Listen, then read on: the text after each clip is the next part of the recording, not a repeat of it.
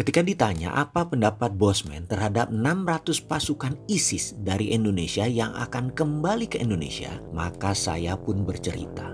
Alkisah, pada abad 13 sebelum Masehi, sebuah kota Troya selama 10 tahun dikepung oleh Yunani tetapi selalu gagal ditaklukkan karena kekuatan pertahanan Troya yang rapih. Musuh Troya adalah panglima perang Yunani yang bernama Odysseus. Akhirnya Odysseus membuat strategi jenius untuk menaklukkan benteng kota Troya yang kokoh dan sulit ditembus itu. Apa yang ia lakukan? Odysseus membangun patung kuda raksasa yang di dalamnya berongga dan bisa diisi sepasukan tentara Yunani. Pada pagi hari, orang-orang Troya tidak melihat pasukan Yunani mengepung benteng Troya lagi. Mereka mengira Yunani telah pergi dan menyerah. Mereka pun melihat patung kuda raksasa yang tidak jauh dari benteng Troya. Dibuatlah skenario. Sinon, seorang mata-mata ahli komunikasi, ditugaskan oleh Odysseus untuk mengelabui tentara Troya. Dia mengatakan bahwa dirinya adalah calon korban bagi Athena yang marah karena dia mencuri Palladium. Lalu dia kemudian melarikan diri pada malam hari dan tidak mau kembali lagi ke Yunani. Tipu licik Sinon berlanjut. Dia berkisah bahwa kuda kayu raksasa tersebut adalah persembahan kepada dewa Athena yang kalau diambil oleh Troya